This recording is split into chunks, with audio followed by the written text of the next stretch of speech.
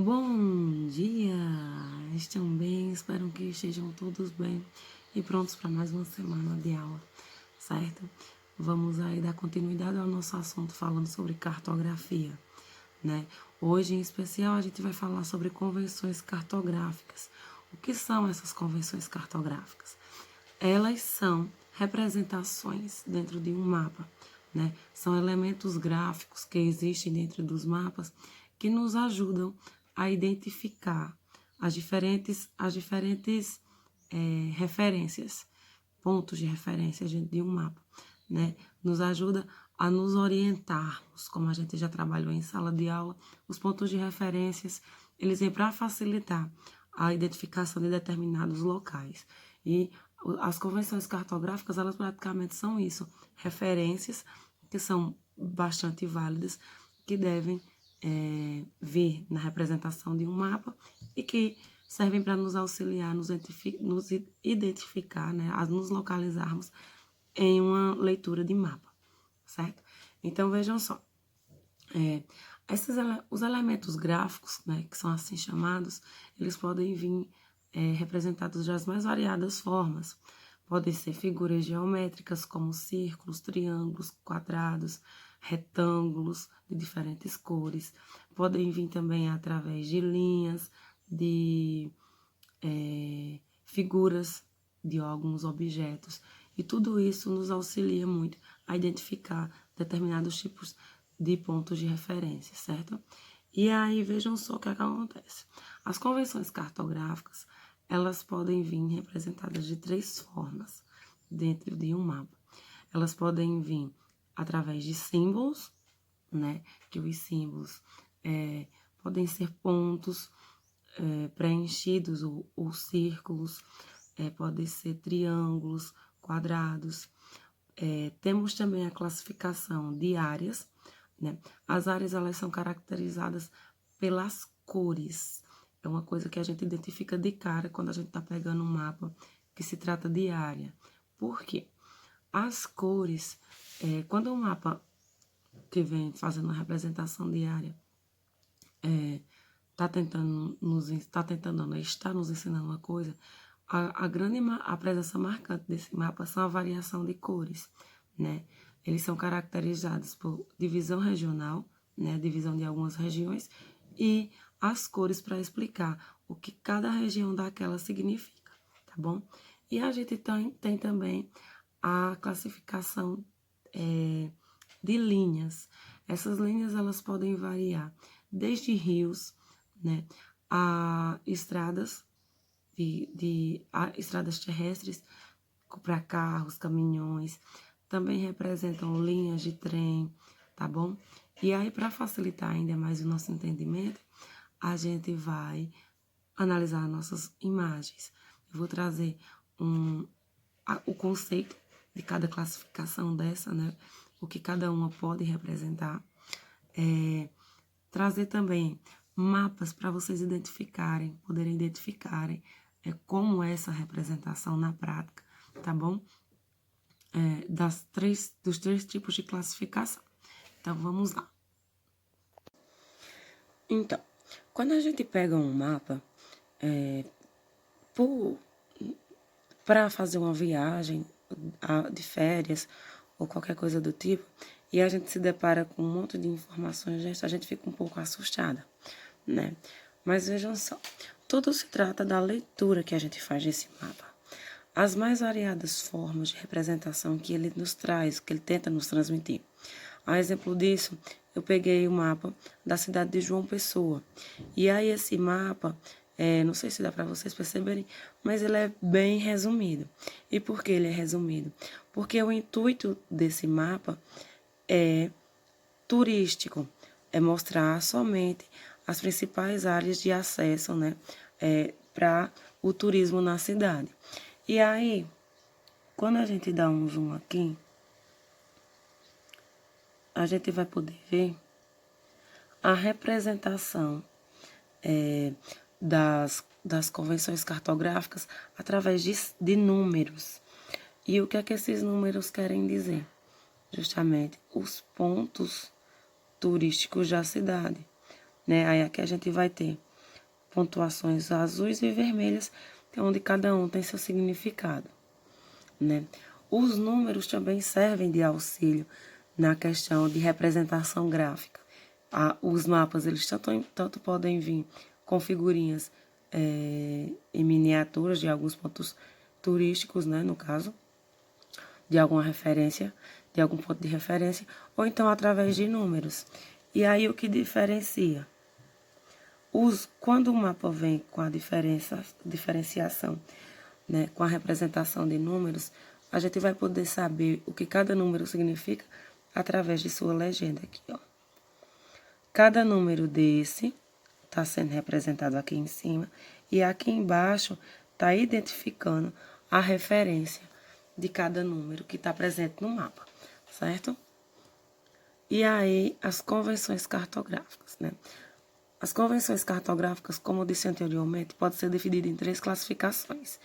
Uma delas são os símbolos, né, que são utilizados como pontes para indicar a localização de elementos, que podem ser representados individualmente no espaço.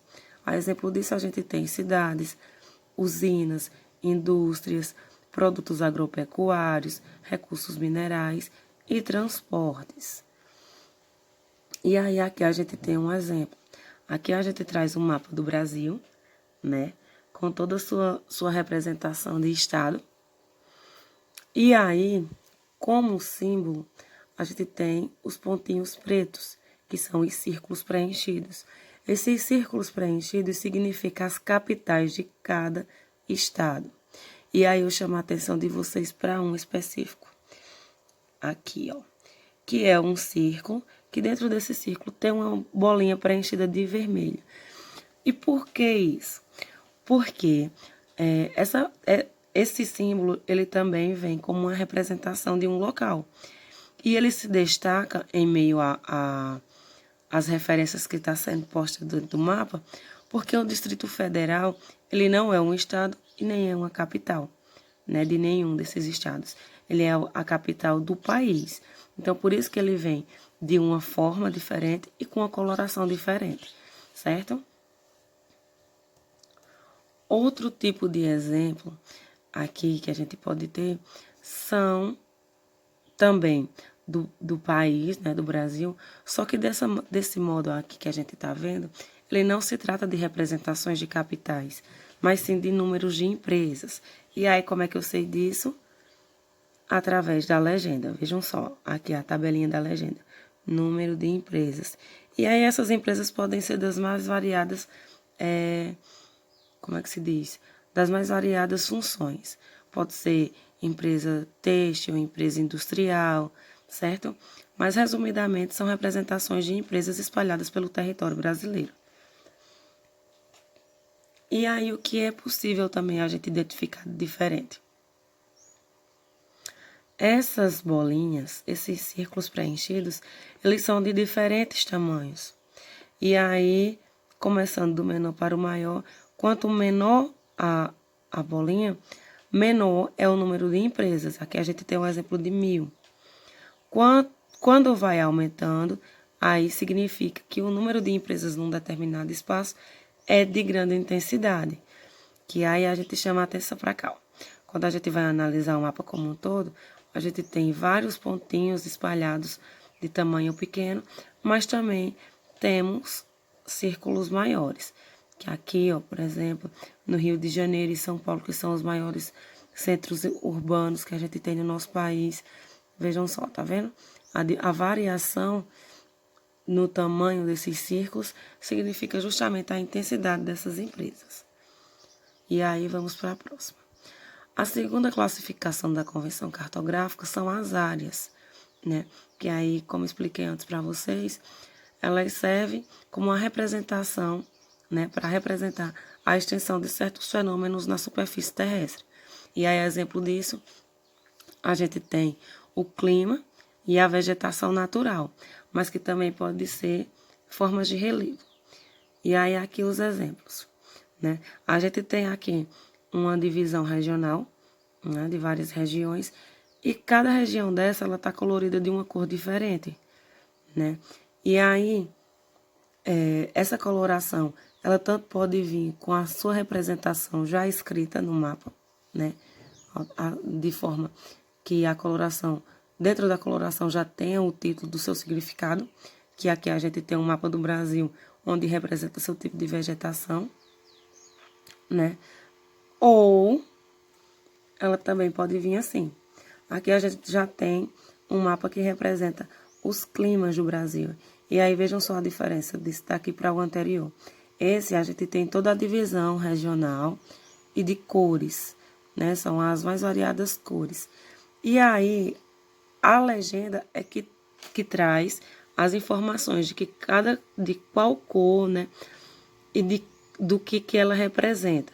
Então aqui a gente tem a cor vermelha, que significa o clima equatorial, laranja para o tropical, amarelo para o semiárido, que é onde a gente mora, o lilás subtropical, o verde tropical litorâneo e esse laranja mais fraquinho, tropical de altitude. Então, vejam só, resumindo, os mapas de áreas, com representação lá de áreas, eles são caracterizados pela diversidade de cores e as informações dessas cores, né, o que elas representam, pode vir dentro do próprio mapa ou então nas legendas, tá bom? E a terceira convenção cartográfica, que são as linhas. Essas linhas, elas são traçadas nos mapas e aí elas servem principalmente para indicar rios, né? Também vias de transporte. Essas vias de transporte podem ser rodovias, ferrovias, certo? E aí vamos para os exemplos. Quando se trata de linhas, elas vêm representadas dessas formas. Tanto o traço contínuo, aqui, por exemplo, como tracejadas. Essa área aqui, ou melhor, esse mapa, ele é de área de uma representação de linha de trem. E aí a gente tem aqui, ó, a legenda para nos auxiliar a entender o que cada uma delas quer dizer. A linha azul, como foi explicado antes, significa rios. E como é que eu sei que é um rio? Pela coloração azul, né? Então, os rios, na sua maioria das vezes, eles são representados na coloração azul, e aí eles podem alternar entre linhas mais estreitas e linhas mais largas, né? Já que todas essas outras, elas são linhas ferroviárias. E aí, o que diferencia? As linhas vermelhas contínuas significam que são novas áreas de acesso que já foram, como é que eu posso dizer? Que já foram reconstruídas, né? Que já passaram por manutenção. A linha azul é que está em manutenção. A manutenção dessas linhas ainda está em reforma. E as vermelhas significa que elas já estão prontas para acesso. Então, vejam só a diferença. Essas aqui, a linha contínua vermelha, é que ela precisa de manutenção. A linha preta com tracejado já está sendo viabilizada, né? Já pode ter o transporte. E a linha com tracejado vermelho é que já está com a manutenção ok, que já pode circular naturalmente. E aí, a gente, falando de convenções cartográficas, a gente tem muitas formas de representação delas, né? E aí, eu trago um exemplo para vocês, por quê? Dependendo do tipo de símbolo utilizado, do tipo de elemento gráfico utilizado, pode ser que exista mais de uma forma de representação, mas que tenha o mesmo significado. E aí, isso a gente pode ter um exemplo do avião, que representa os aeroportos. Os aeroportos, eles podem vir representados como um avião, ou então com um pontinho preto, no caso de símbolos. Temos também a questão da âncora. Tanto temos âncoras, como também podemos ter embarcação para representar um porto. E aí eu vou trazer para vocês agora uma tabela onde vocês podem ver, né, os mais variadas formas de símbolos não, de representações gráficas, né, que a gente costuma ver, que vai desde pontos de acesso, limites de municípios, temos também a questão de pistas duplas, pista única, rodovias sem pavimentação, rios, né? Escolas, restaurantes, picos. E aí aqui, ó, que eu falei para vocês da representação através de retângulos. A gente pode usar os retângulos, mas variar na sua coloração. Quando isso acontece, eles vêm mostrando diferentes formas de representação, né? Diferentes significados, como praias, áreas urbanas, campos, pomar, pastagens, certo? Por hoje é só. Espero que vocês tenham entendido um pouco o significado dessas figurinhas que são chamadas de convenções cartográficas, tá certo? Para hoje, a nossa atividade vai ser do livro, certo? Que aí fica na página 62. Essa atividade, ela tanto vai servir para atualizar o assunto da semana passada, né? Como a de hoje, né? É o exercício que faz o resumo dos dois conteúdos, tá bom? Então, qualquer dúvida, mandem mensagem, tá bom? Um grande cheiro e até breve.